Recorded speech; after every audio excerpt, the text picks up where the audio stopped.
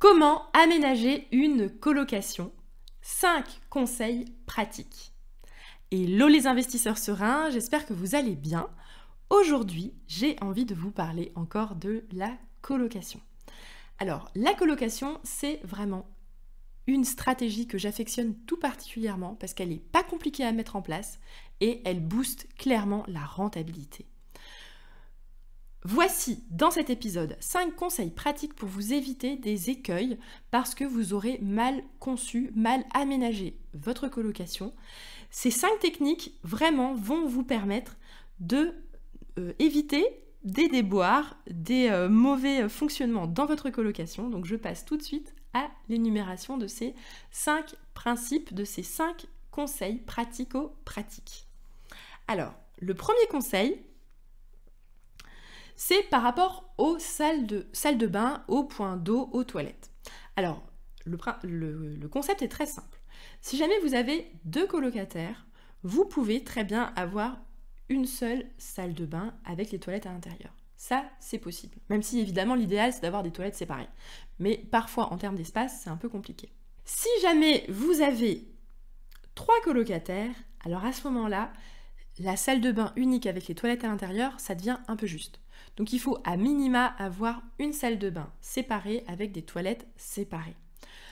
Dans l'idéal, si jamais vous pouvez le faire, et c'est nous ce qu'on a fait pour l'une de nos colocations, donc de la colocation où on a 3 étudiants à l'intérieur, c'est que c'était assez facile de rajouter un petit robinet dans l'une des chambres.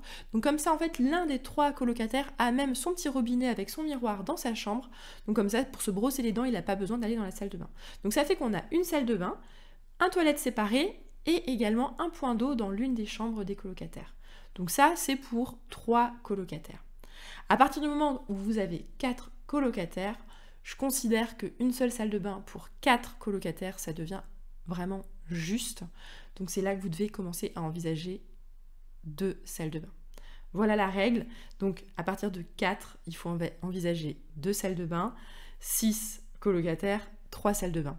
Voilà, vous avez un petit peu l'idée. C'est un peu ça la règle que nous on applique. Alors nous on n'a pas de colocation avec plus de 3 étudiants à l'intérieur, mais en tout cas je sais que si on avait eu 4 logements, 4 étudiants dans une colocation, on n'aurait pas pu se permettre d'avoir qu'une seule salle de bain, on aurait passé à 2 salles de bain. Voilà, j'espère que c'est assez clair pour vous. Sachant aussi que je veux juste préciser par rapport aux salles de bain que l'une de nos colocations, on a carrément mis on a une colocation de 2 étudiants où on a carrément mis chaque colocataire a sa propre salle de bain et ses propres toilettes, et uniquement la cuisine est partagée. Voilà, ça c'est aussi possible, si vous pouvez le faire parce que l'espace le permet, et c'était le cas, nous on avait vraiment de l'espace et on avait de quoi facilement mettre une salle de bain pour chaque colocataire, ben on l'a fait, et franchement ça cartonne, parce que c'est archi demandé, et il y a uniquement la cuisine en commun, et ça roule super bien, ça se loue aussi cher qu'un studio carrément.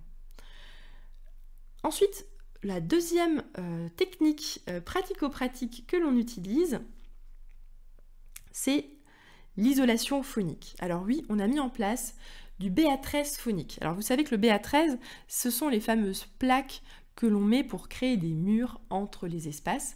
Et nous, au lieu de mettre un BA13 tout simple entre les chambres, en fait, on a mis les moyens de mettre un BA13 phonique pour s'assurer quand même que autour de la chambre, tout soit parfaitement isolé, pour éviter quand même que l'on entende les bruits de l'autre quand on est dans sa chambre.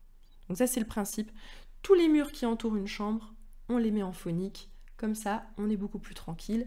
Le colocataire, il a la paix, il n'a pas besoin d'entendre absolument tous les bruits de ce qui se passe. Surtout le colocataire qui a en plus sa salle de bain juste à côté de sa chambre. La troisième technique, c'est de toujours choisir un lit simple. Alors oui, dans nos chambres de colocation, on a uniquement des lits simples. Tout simplement parce que on ne veut pas créer de l'embrouille entre les colocataires parce que le colocataire a ramené sa copine, a ramené son copain, peu importe, et puis du coup qui se retrouve à 3 voire à 4 dans un logement qui était prévu pour 2 personnes. Donc pour nous, le message il est simple, étant donné qu'on fait que du meublé, on a des lits simples, et comme ça, bah, au moins c'est simple. Il n'y a pas de raison possible pour que la personne ramène quelqu'un et ils habitent à plus que ce qui est prévu. Parce que franchement, je me mets à la place du colocataire qui vit avec un autre couple à côté. C'est pas rigolo tous les jours, à mon avis. Voilà pour la troisième astuce. La quatrième astuce, c'est que pour nous, on a mis en place le lave-vaisselle dans la cuisine. Pourquoi est-ce qu'on met en place le lave-vaisselle? Je ne sais pas si ça en serve vraiment, mais je peux vous garantir qu'au moment de la visite, le colocataire, il est bien rassuré de savoir que dans la cuisine, il y a un lave-vaisselle, parce que dans le cliché que l'on a de la colocation, on s'imagine le colocataire qui ne fait jamais sa vaisselle. Et bien là, nous, on a le truc imparable, on a le lave-vaisselle dans la cuisine pour les colocations.